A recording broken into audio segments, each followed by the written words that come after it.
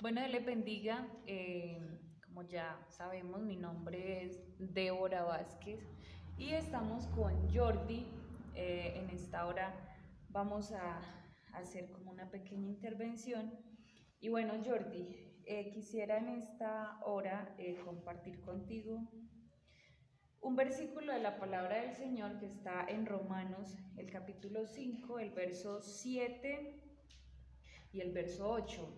Y quisiera que después de que yo te lo lea, tú me digas qué entiendes por ese versículo. Listo. Dice, ciertamente apenas morirá alguno por un justo, con todo, pudiera ser que alguno osara morir por el bueno. Mas Dios muestra su amor para con nosotros, en que siendo aún pecadores, Cristo murió por nosotros.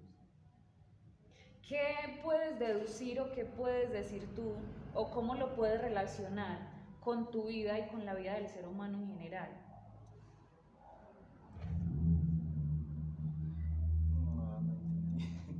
Bueno, mira, te lo Eh, explico. La Biblia dice, trayéndolo a palabras nuestras, es decir, por muy buena que sea una persona, ¿cierto? Por muy dada a hacer el bien a los demás, puede entregar su vida, pero por alguien que diga, no, esta persona vale la pena entregar mi vida porque es que se ha comportado bien, ha sido una persona intachable, su conducta ha sido la mejor. Entonces yo voy a poner mi vida por él, ¿cierto? Porque no merece morir. Pero entonces lo que la Biblia dice es que alguno puede osar, o sea, como por muy valiente, poner su vida por el bueno. Pero que Dios muestra su amor para con nosotros, es decir, con la raza humana, en que siendo aún pecadores, Cristo murió por nosotros. Es decir, que aunque no éramos buenos, porque la Biblia dice que no había ningún bueno en la tierra, entonces que aunque ninguno era bueno, entonces dice la Biblia, más Dios muestra su amor para con nosotros, con el ser humano, en que siendo aún pecadores, Cristo murió por nosotros. ¿Me hago entender? Es decir, el ser humano, si ve que alguien es digno de vivir y de conservar su vida, entonces, por muy valiente pues que sea, de pronto dice, no, no lo maten a él, mátenme a mí, pero por alguien que valga la pena vivir, que conservarle la vida, ¿cierto? Pero con Dios, entonces vemos que Él no lo hace así, que aunque no merecíamos la vida y aunque no merecíamos nada bueno, entonces Él entrega su vida por nosotros, aun siendo pecadores. Ahora sí es claro. sí, ahora sí. ¿Qué puedes decir tú o qué puedes opinar acerca de este versículo? Ah, pues que Dios ha tenido mucha piedad, o sea, mucho amor por nosotros, por sacrificar, bueno, su vida por nosotros, porque a veces, como tú dices, a veces hay personas valientes, pero no todas, que podemos dar la vida por otra persona que nosotros mismos queramos o nosotros mismos hasta admiramos a una persona.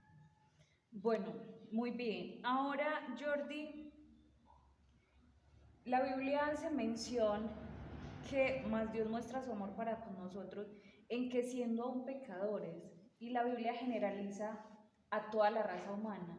¿Crees tú que estás dentro de ese grupo que la Biblia clasifica como pecadores? Pues, bueno, sí, ¿Por qué?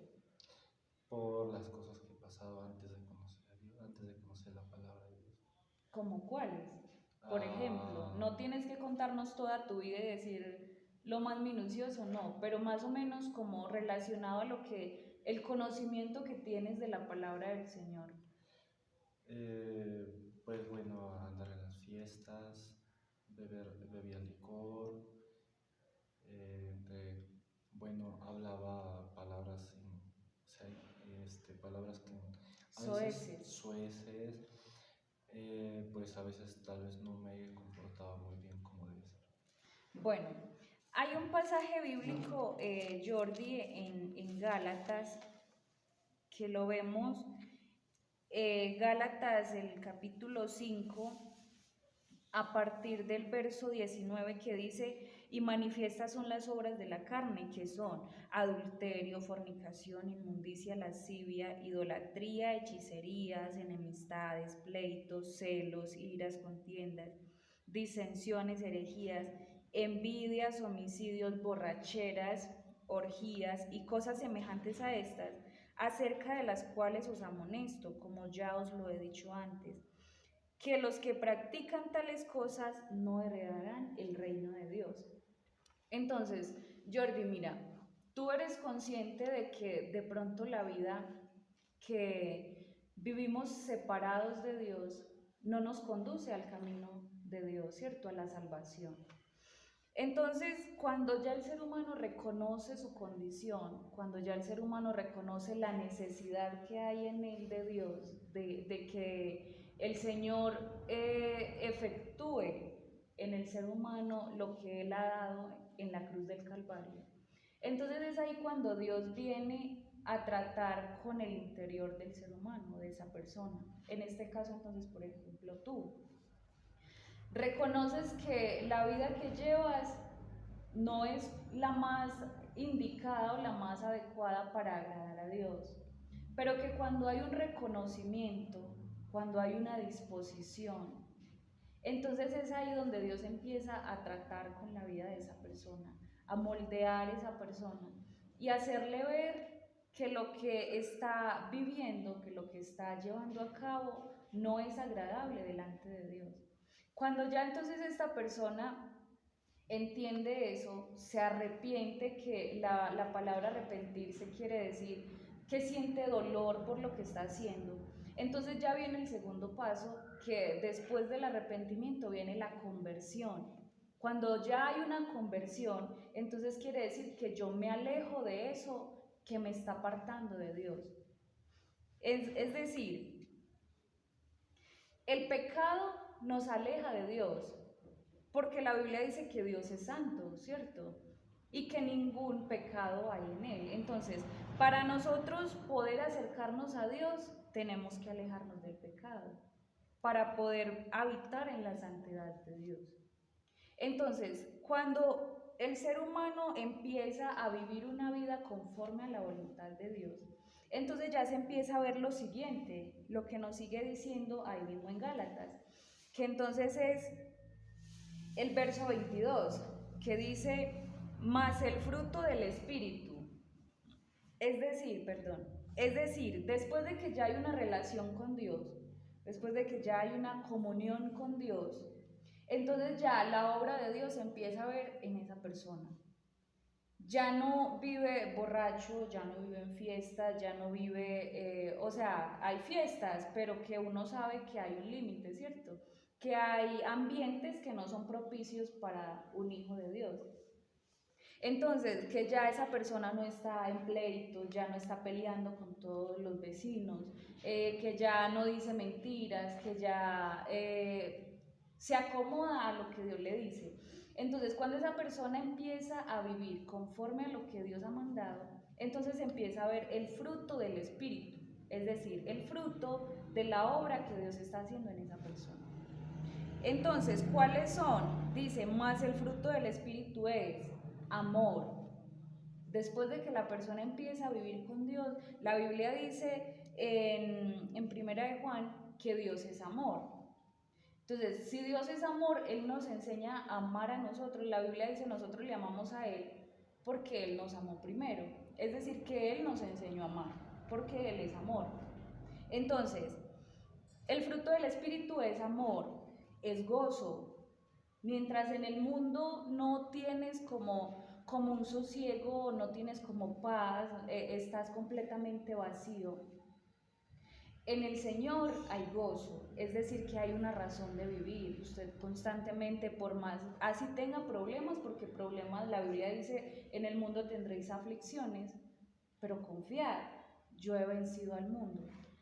Entonces, quiere decir que usted va a tener dificultades, yo voy a tener problemas, vamos a tener pruebas, pero que en medio de todo ello, entonces vamos a tener en el corazón y allá en el alma una esperanza, un gozo que nos hace constantemente estar pensando en que no es que la vida que yo tengo aquí no es simplemente pasajera, no es simplemente algo que yo estoy haciendo y que ya no va a tener ningún resultado, sino que la Biblia dice, haced tesoros en el cielo, donde el orín donde la polilla ni el orín corrompen, donde ladrones no minan ni hurtan.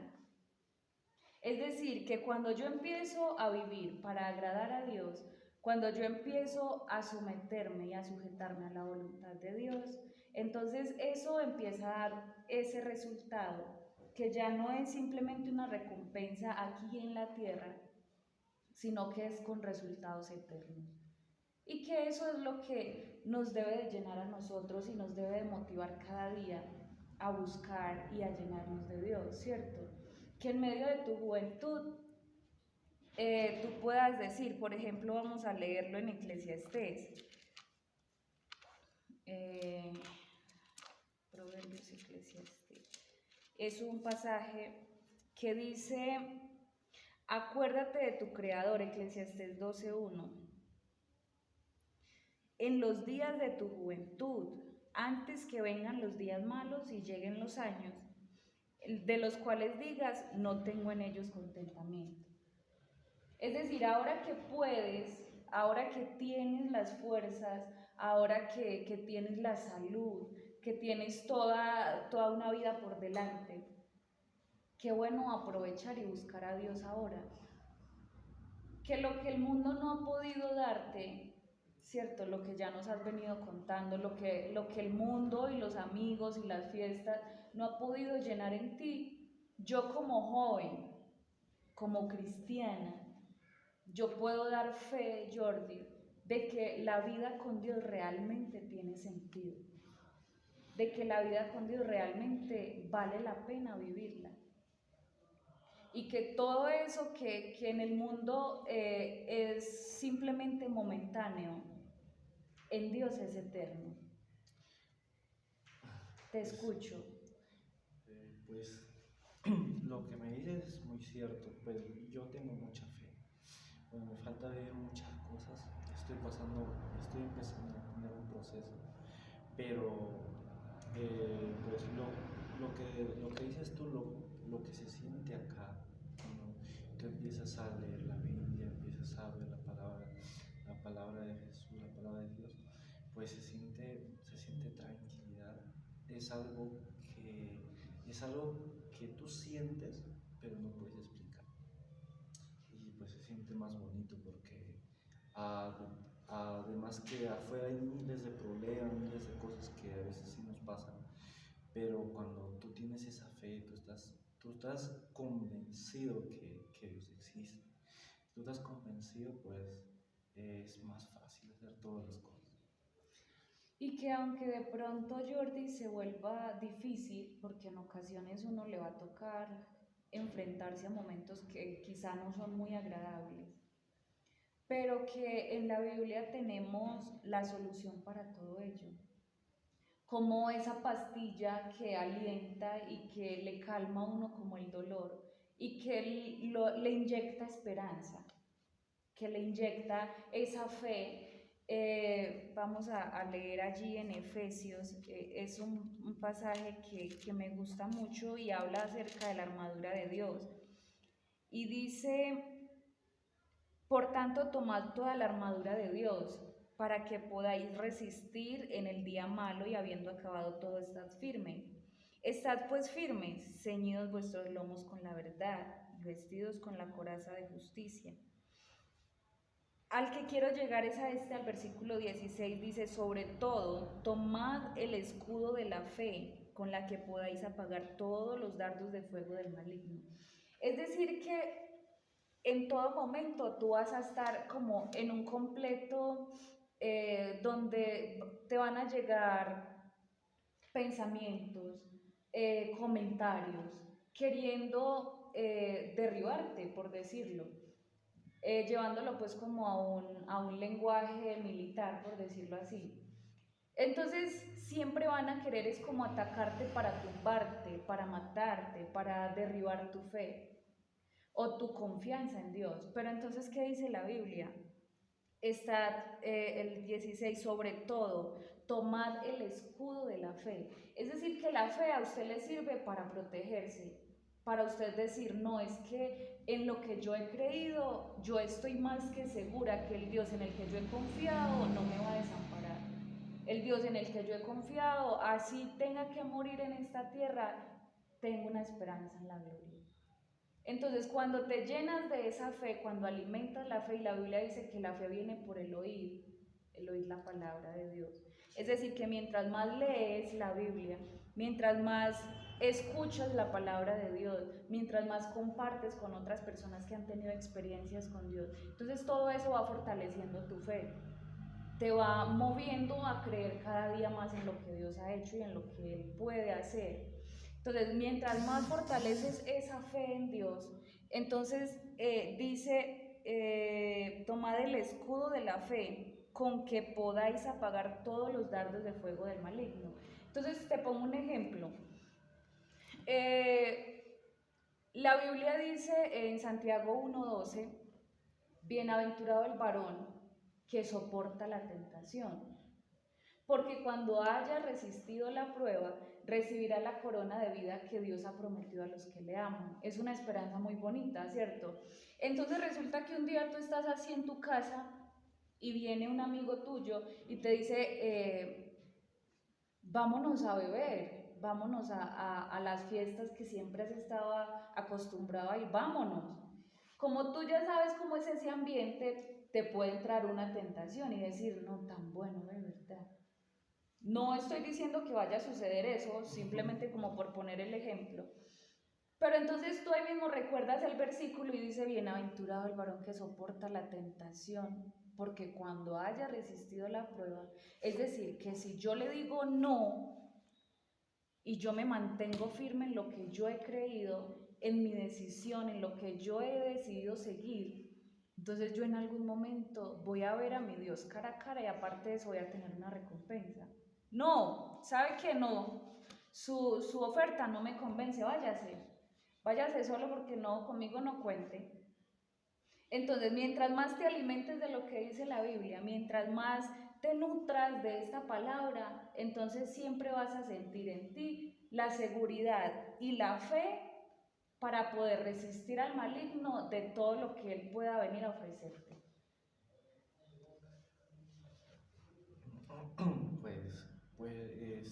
Bueno, con mis palabras puedo decir que son pruebas que uno va a pasar, pero como tú dices que tenemos la Biblia, donde podemos leer y donde podemos fortalecer nosotros, ¿no? Porque aparte, como dice, que hay muchas tentaciones que vamos a pasar y pues a veces que si uno no está preparado, uno no está leyendo, uno no está tomando atención, está débil, pues puede caer en esas tentaciones. Es lo que... Mira, Jordi, hay algo muy bonito en la Biblia, en esto, y es que el Señor ha prometido guardarnos. Y la seguridad más grande que yo puedo tener es esa, que Dios nos guarda, pero que ya está en la decisión personal de cada uno si se deja guardar o no. Pero que Dios nos guarda, Él lo hace. Es por ejemplo, hace mucho le escuché a un pastor lo siguiente, por decir algo, tú y yo somos muy buenos amigos, ¿cierto? Te das cuenta que a mí en la esquina me están esperando para hacerme algo, para hacerme daño. Tú escuchaste el comentario por allá, ay, a Débora le van a hacer daño. Así tú no estés cerca de mí, buscas la forma de hacérmelo saber a mí para que yo no salga o si salgo salga acompañada o, en fin, buscas la manera de que ese daño no llegue a mí, ¿cierto? Claro. Siempre vas a mirar la forma de que yo esté bien, igualmente, pues viceversa, ¿cierto? Entonces, con Dios pasa lo mismo. La Biblia dice acercaos a Dios y Él se acercará a vosotros. Otra versión dice háganse amigos de Dios y Él se hará amigo de ustedes. Entonces es por decirlo así, lo mismo. No es posible que Dios, sabiendo que a nosotros nos están tendiendo una trampa, que nosotros estamos propensos a caer en un error, y que Dios a nosotros no nos diga nada.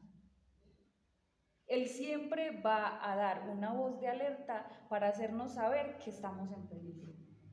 Él siempre va a buscar la forma, la manera, va a poner las personas, de muchas maneras nos va a hacer saber, nos va a hacer ver que estamos en peligro. Pero ya está en el ser humano, si le cree a Él, si le obedece a lo que Él le está diciendo, o si simplemente sigue.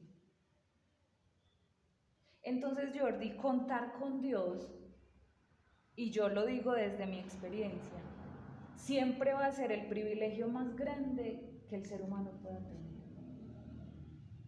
Entonces, Jordi, no, yo lo animo a que siga buscando del Señor, a que en medio de este proceso de búsqueda, ya sabes que para obtener la salvación, la Biblia dice, el que creyere y fuere bautizado, este será salvo. El que creyere a que al Evangelio, a la palabra del Señor, a lo que se te está predicando, a lo que se te está anunciando, este será salvo, el que crea y sea bautizado. Entonces, es a través o es así como el ser humano obtiene la salvación. No es simplemente bautizándose. También la Biblia dice, el que persevere hasta el fin, este será salvo. No es decir, no quiere decir que solamente me bautizo y ya bautizándome ya soy salvo. Es parte del proceso para obtener la salvación, pero se necesita perseverar en el camino de salvación, en el camino del Evangelio para obtener la salvación. Así que Jordi, no, vamos para adelante. No sé si tengas algo más para decir ya para cerrar nuestro video.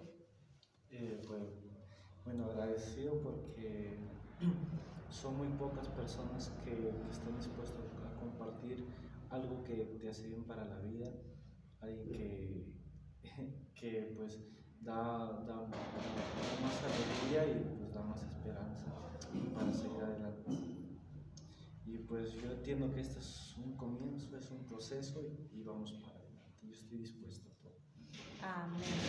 Bueno, este ha sido nuestro video y quisiéramos seguir, pero no lo podemos seguir grabando. Así que bueno, Dios les bendiga.